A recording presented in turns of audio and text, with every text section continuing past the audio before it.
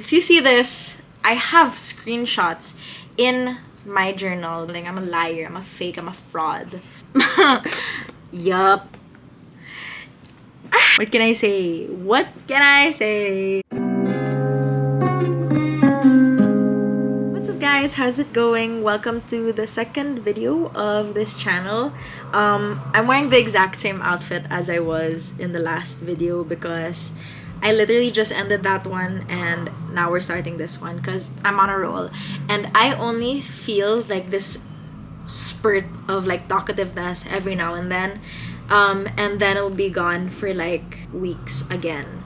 So we're just gonna maximize it as much as we can and get as much content out as we can still, because when school starts, I'm not gonna be able to talk to you this freely or have this much time on my hands to open up this much, or I don't think I'm gonna have the emotional bandwidth anymore, or I'll probably be like spiraling all the time about like grades and like, oh my god, am I even gonna graduate, blah blah blah. So we're gonna start by reading my journal.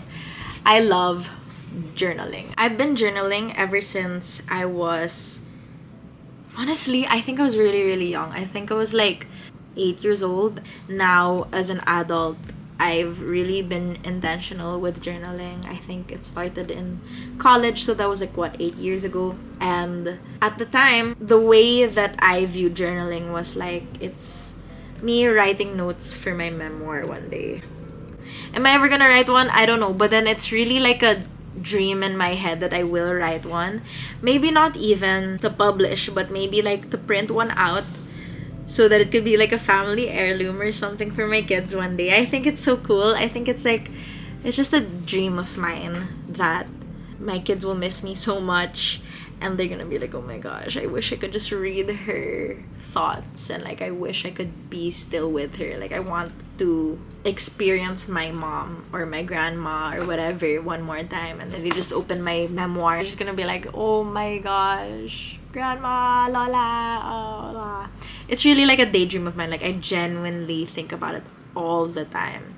So I write this for the sake of my grandkids, my kids reading it one day. And I'm very detailed. If you see this, I have screenshots in my journal because there are some words that I wish to hold on to for the rest of my life. So today I thought that I could read to you some of my journal entries from 2025 because it was a very interesting year for me. So if you guys like this, give it a thumbs up, subscribe, and I'll do more. So let's start the video. So every year I have a word of the year, and this year my word was, where is it? My word was bloom. Ew, you know what? I'm starting to look at this and it's like kind of embarrassing because like it's cringy. You don't have to read that, but like there. It's cringy. Like I'm not the best at like typography or anything like that. I just wanted it was never meant to be shown to other people. And you know what? I didn't have to show you guys that, but I just did. So suck it up, Carlisle. Anyway, my word was bloom. And what I wrote was, this is like the preamble. I don't know what to call it. But it's just like the intention setter for the entire year for me. So bloom. I'm hopeful for this year. I aim to live a better, less miserable life than the one I lived in 2024. My goal is to gravitate towards what will make me grow and glow. I will exercise more, go out with friends more, and watch out for myself more. I see myself as a flower, and any weeds, rotten plants, and bugs will not be tolerated, but rain will be welcomed openly. Liar, I'm a fake, I'm a fraud. Like, okay, girl. I'm just making fun of myself because I get shy to be serious. But like everything on here is very earnest. Another favorite thing that I have in my journal, like a favorite feature that I have, is that I have this. They're basically like quotes like scattered in a portion of my journal. So I have like many post-its on one specific part of my journal where I can curate all of the meaningful quotes that I have from the year. And I guess I'll just put it up here. There are some that some people have said to me. Some of them naman, I've seen them on Instagram, on Pinterest, and they were just very, very meaningful. So I'm going to pick like 3 random ones just to like give you a taste. Okay, here. The problem with the world is that intelligent people are full of doubts and that stupid ones are full of confidence, by Charles Bukowski. Another one. A dream delayed is not a dream denied. If you watch the last video, you'll get why that resonated with me so much. If I am worth anything later, I am worth something now. For wheat is wheat, even if people think it's grass in the beginning. Vincent van Gogh. I actually really love this quote. And my new journal is this one. This is my 2025 journal. Obviously, it's a folio because everyone's getting into it. I'm just really proud of mine because look, it's so cute. I have so many charms on it. Hopefully you can see it. Can you see that? So cute! And guys, I didn't even, like, this is not from a specific brand. These charms, the folio is from a specific brand. But these charms I bought from Shopee lang. I think they were pretty cheap. So there's this one that I love. And then these are the 2 dangling ones. Sorry, my face. Oh my god. Come on. Come on. Come on. Oh my god, it's so hard there. There are these 2 dangly charms. Because I love the color yellow. I love the color green. I also love the color purple. But I couldn't find a nice color purple pendant, so I haven't done that yet. But when I do find one, you'll see it there eventually. This folio is from Captivating Studios. And why did I get into that random spiel? I just wanted to show you the engraving that I have on it, which says already valuable. Yup.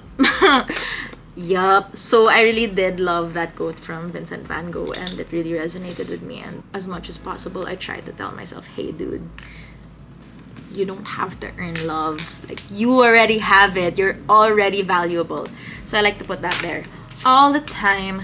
So yeah, let's get into reading some of these entries. So last video, I did talk about Gab, one of my really close friends who I think was the only person that I talked to about taking a 5th year. And this was the day that Gab and I talked about it, and I finally decided that I was going to take a 5th year. But this was January 17, 2025. Game theory with Gab plus accepting my final form. I put titles on the top. It's just something I used to do. I don't think I'm gonna be following this in my next journal, but I did it for this one. Anyway, today Gab and I talked about taking a 5th year.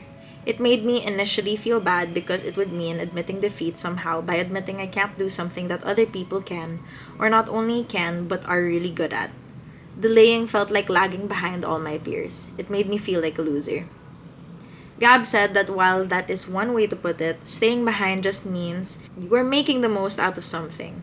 While everyone else is rushing to the next step, there is nothing wrong with wanting to take your time. With gaming, sometimes the system just deals you with a bad hand. Sometimes you're designed to fail a number of times before you get it.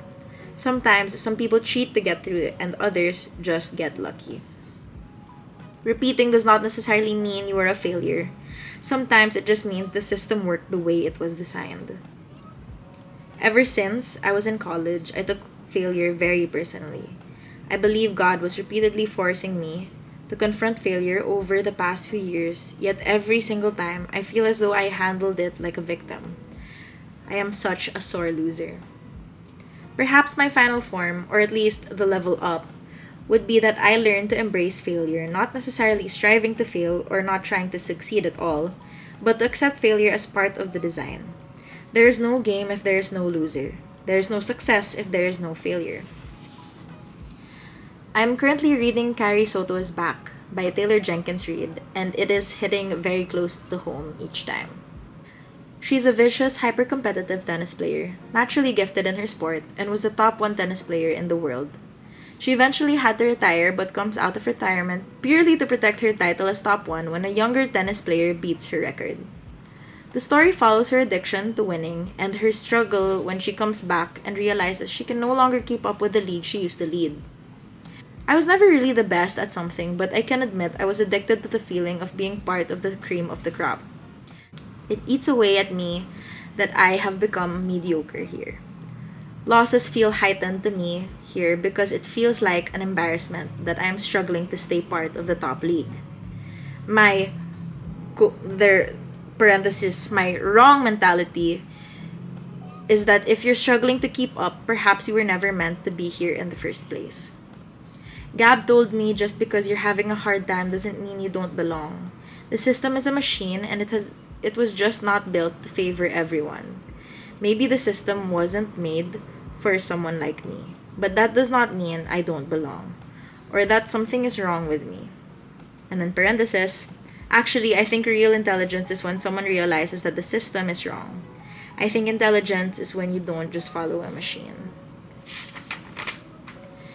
In the book, the father of Carrie tells her that just because you've lost the game does not mean it was a loss. You're not actually competing with your opponent, but with yourself. You don't look at who scored the most points, but how you handled this challenge better. And even if you didn't outdo yourself from last time, even just handling something beautifully and with grace is enough. Whenever Carrie loses, people would still tell her she played beautifully. I think it will be inevitable that more failures will come my way, but for as long as I did my best, isn't that all that matters? Sometimes your best will not be enough, and that will not be your fault but the system's. We live in an imperfect world and we are simply experiencing its imperfections. That's okay. Oh my god, girl. Like, yeah. What can I say? What can I say? That made me sad. I actually really need to hear that again. I really did. I really, really, really, really, really, really did. Carrie Soto really changed my life forever. And I feel like I just need to read her again. Just to remind myself, like, hey, for as long as you're handling things better, you're already winning. Damn, damn, damn, damn, damn. Okay, May 13, 2025. I feel like I'm being played again because the love I offer is so good, but they're not willing to give me the same. I feel like I'm just being kept on hold because it's too good to let me go. I'm realizing no one in their right mind would give up something that's good for them, even if it's not beneficial for anyone else. He likes the way I make him feel. He says it all the time. And then, in parenthesis, it's time to pull back, Carl. Do it for you. Everyone is selfish. Everyone will keep people in their lives because people make them feel good. But it's very hard and rare for people to give up what feels good to them. And it was very hard for me because when I was younger, I would be such a people pleaser. I still am to a certain degree, but more so like last year, like wow. I realized that it's a natural instinct for everyone in this world, even me sometimes, that if you treat me well, of course I'm gonna keep you around. Doesn't mean I'm gonna treat you well back. There's another instinct that has to kick in for that part. But like just keeping people who make you feel nice, that's an instinct in itself, and it's separate from reciprocating. And some people only have that first instinct and not the second one, and that's just how life goes. So you have to find people who are also going to have the second instinct because it's not common.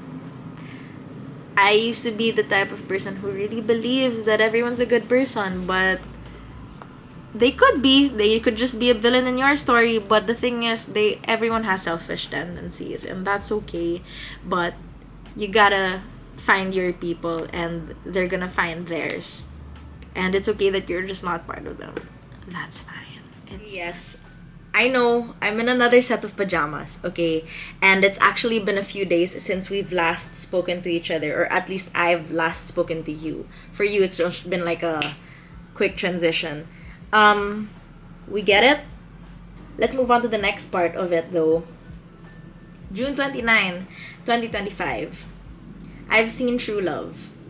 So this is about my cousin getting married to her longtime partner.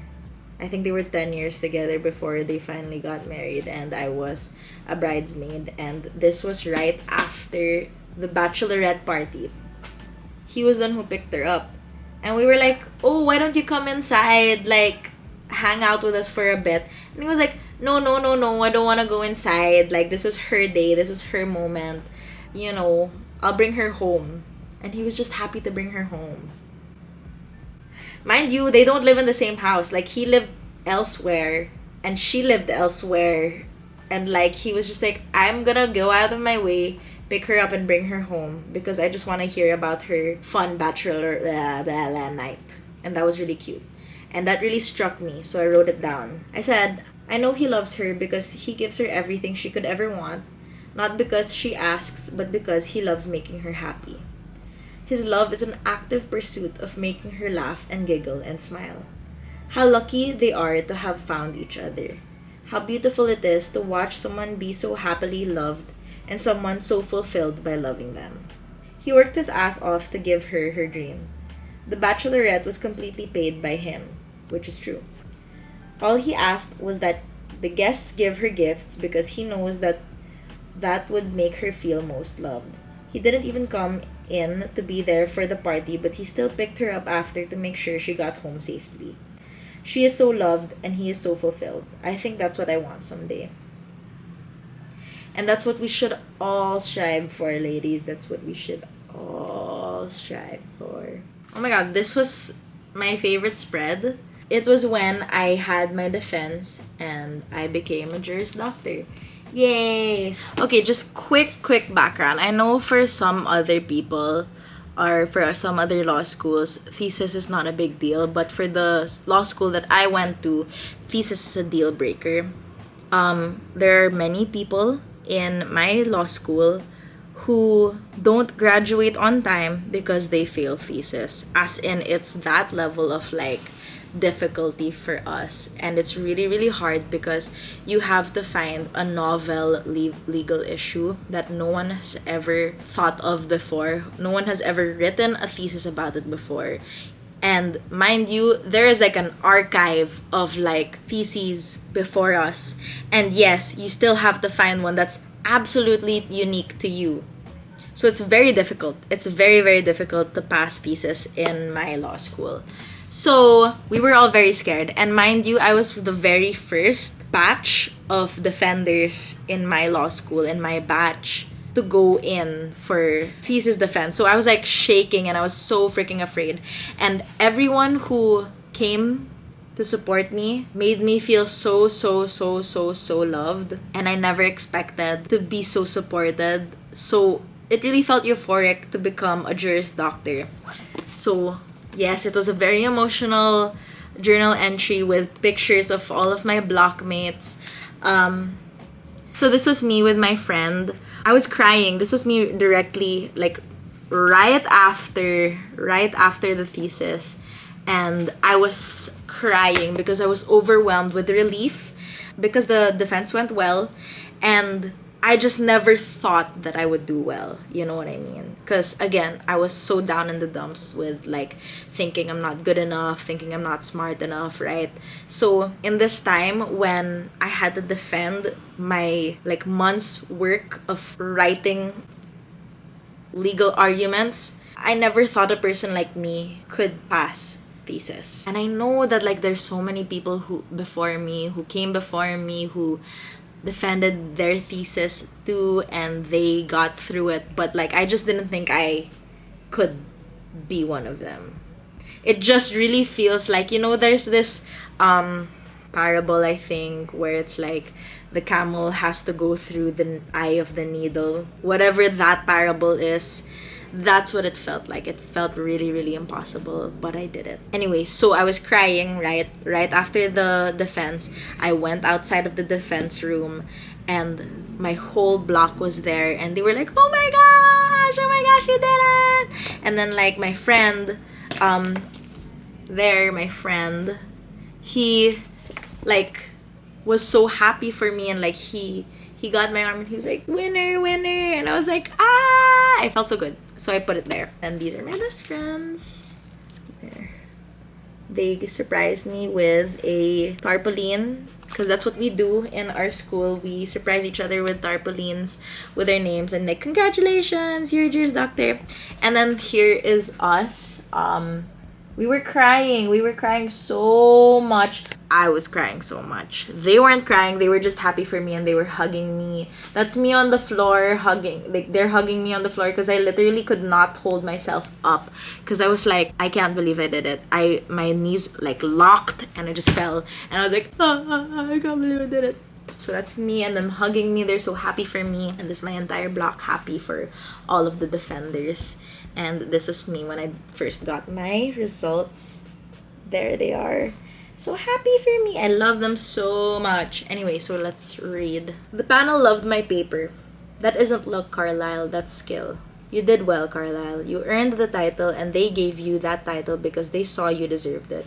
My friends loved me through so much. I'd spend all day studying and they would be there to comfort me whenever I would break. They were so reassuring and would do the best they could to make sure I don't have to worry or think about anything other than preparing. When I first found out my sked, JC and Kim came to my classroom and held me as I had a panic attack. On the day itself, Sid brought me to school even if she didn't have a car.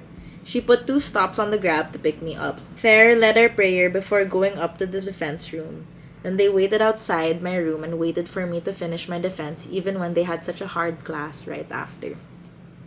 On the day of the results, JC and Kim cried for me.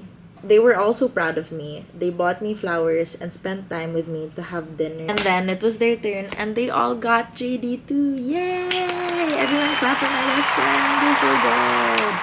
So, yeah, there was that. One of the best moments of 2025 was when we all got JD. I guess that's the last of the entries for now. So I have a little notebook. Maybe I'll share those thoughts eventually because that one's the one that has a lot of my travel thoughts in it. Or I can do a video or videos on all my other journals because I have a bunch ever since I was a kid. So we can do those too. Whatever you guys seem to want, I'll end up doing it eventually. But until then, I'll see you. Thank you for watching. Be sure to like and subscribe and comment down below what you want to see next. I don't know. I love you all very, very much. Thank you for sticking around and I'll see you soon. Bye.